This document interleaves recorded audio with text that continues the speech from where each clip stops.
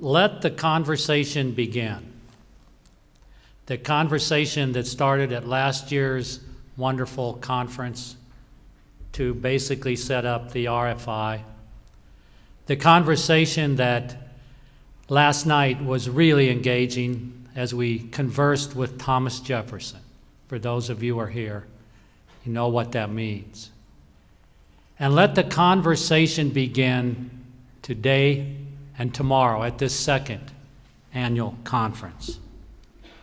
As JB mentioned, I am Bob Bartee, and I am Vice Chancellor for External Affairs at the University of Nebraska Medical Center.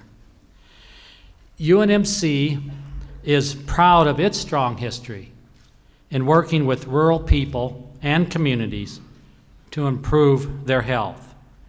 We consistently rank in the top 15 nationally in academic health centers in rural health. We have a strong national reputation in promoting and sustaining a quality rural lifestyle. As JB mentioned, I grew up on a farm and have spent much of my career promoting and leading rural health care initiatives at the medical center. I know how proud rural residents are of their historical role in shaping the character of this country and promoting the American dream of entrepreneurship and creativity. And rightly so, they should be proud.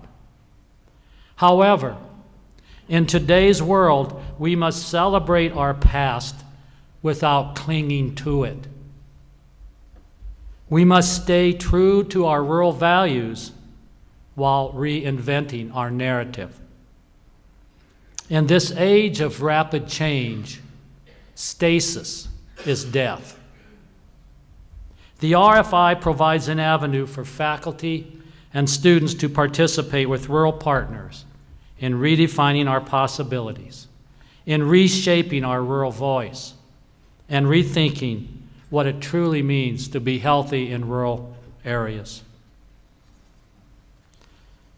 As the program says, I am assigned the task this morning to give you your charge for the day. A day that seeks to bring people together from diverse backgrounds and interests to converse about rural revitalization. I will do so by suggesting 7 actions you must take over the next 2 days. Number 1, you must converse, interact, network with your fellow attendees, whether you engage in face-to-face discussions or through the use of the state-of-the-art social media developed for this conference. 2, in those interactions, you must ignite creative, stimulating ideas. Rehashing old ways, old ideas is not what we're about at these next 2 days. 3, these ideas must take you beyond your own personal boundaries and your institutional boundaries. Let's get out of our silos, especially for those of my academic colleagues who are here. 4, you must converse with those from different backgrounds. Seek them out, those with different life experiences. Learn their narratives, their life stories, and find common ground. As Thomas Jefferson implored last night to all of us, let's put the word culture back into the word agriculture. Number 5, you must seek out partners and allies with whom to collaborate in order to sustain the initiatives launched by this gathering. Number 6, even though the World Series just ended, you must pitch and catch. If you've looked at the program, at least one of the out-of-the-box big ideas presented at this conference. And number 7, You must have fun. I'm ordering you to have fun. If you can't have fun at this conference, the way it is designed, I will volunteer to form a support group and get you therapy. I also want to ask you to remember this as you engage over the next 2 days, especially the young people. Rural is not just about land. Rural is also about a sense of place. Rural is not just about making money. Rural is about creating economic sustainability within a balanced ecological system. Rural is not just about politics. Rural is also about advancing a political ethos. And rural is not just about the science of agriculture or the science of health, but rural is also about the humanities and artistic expression. Rural voices take many forms. And rural is not just about the culture of community. Rural is also about a way in which you live your life. And finally, remember that rural health is not just about illness care, but rural health is about preventing illness and wellness promotion and early access through health insurance, especially for the working poor in rural areas. As a native of the rural Great Plains, I have a special affinity for rural culture and rural life. The Rural Futures Institute is the most creative venue I have seen in decades that provides us with a chance to bring a new vibrancy, a new dedication, and a new story to rural life. The promise of a reimagined rural future lies just before us. It is within our grasp. I truly believe that. It is ours for the taking. We have the creativity. We have the commitment. We have that sense of community that are required to seize it. I hope you will choose to be part of that effort. Thank you.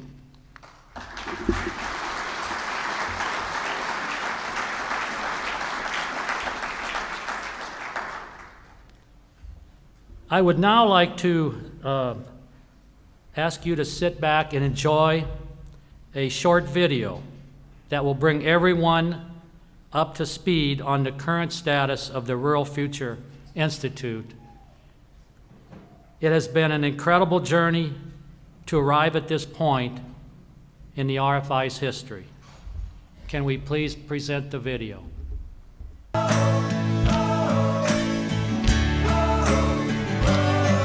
This may be ambitious, this may be big, but I'd say that's what makes it worth doing.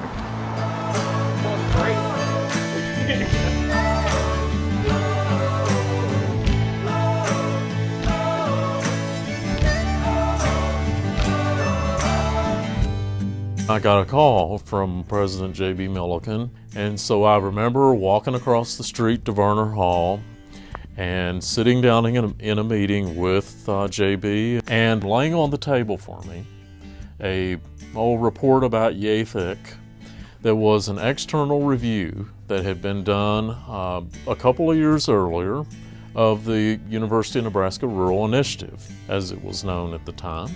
So he said, take this away, study it, learn the background, and give us a recommendation for what you think we should do to move forward.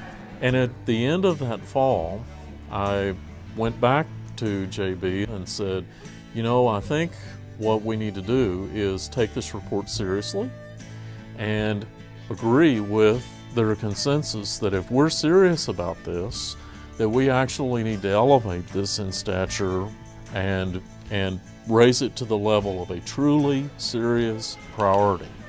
And what we came up with was the concept of what is now the Rural Futures Institute. We were successful in convincing the Board of Regents and the university community broadly and the leadership of the campuses that should be a priority, where we transdisciplinarily across the campuses, across various fields and areas of study, engage the university in thinking about sustainability and long-term success for rural communities and environments. In our community forums, we heard that people were very interested, they were curious, they wanted to know primarily how we were going to involve our young people, our students, because they realized the value and the importance of research and what our faculty were doing, but what they really wanted to see were our students on the ground in their communities putting that research to use. This idea has tremendous resonance, and I know that's why all of you are here from across Nebraska, but also across the country and from around the world. The goal of the conference was to bring together the best minds from Nebraska, the Great Plains, and beyond, and have them join together and connect ideas and to spur innovation. Somewhere Thomas Jefferson smiling, because this is exactly what he hoped would happen, is that on a continual basis we'd reimagine our democracy, we'd reimagine what our landscapes and our communities and our life should be like. It's reaffirming to me a number of things that we know about what makes vital rural communities, but we're also really challenging ourselves around innovation, creativity, doing things differently as well. Diversity drives innovation. We have the best chance of developing groundbreaking ideas when we combine ideas from different industries or fields or cultures, when we step into the intersection of these different fields and cultures. My big dream for rural America is that rural America will be just as connected, just as vibrant, just as exciting a place to live in as urban America. The outcome of this framework drafting session was to come up with a document that would inform the Board of Regents of what the Rural Futures Institute should look like. What they were going to do is kind of define the mission, the vision, and some core values that should underlie the work. They also came up with some principles they felt were important in how the work was conducted, that being it should be transdisciplinary, meaning that most of the issues and the challenges and opportunities that rural communities face are complex and not easily addressed from just one point of view. Innovation and entrepreneurship are important because the world we live in is constantly changing. We're in a global marketplace. And finally, deep collaboration is really important.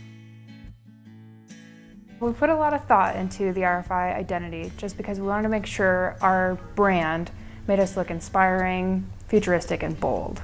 We ultimately decided on green and gold, and green was meant to convey life, growth, renewal, all of which are relevant to our mission. And then we also decided on gold, which, although commonly associated with wealth, was more to inspire opportunity and optimism.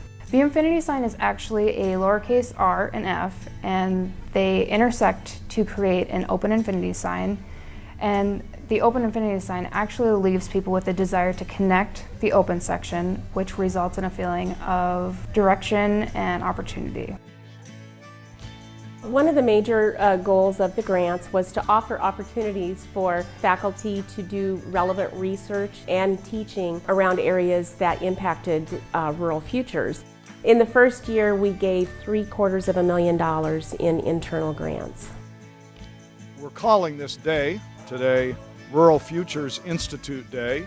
We are going to endeavor to be the preeminent spot in this country and maybe in the world in focusing a 21st century research university on a range of issues in the rural economy and rural life.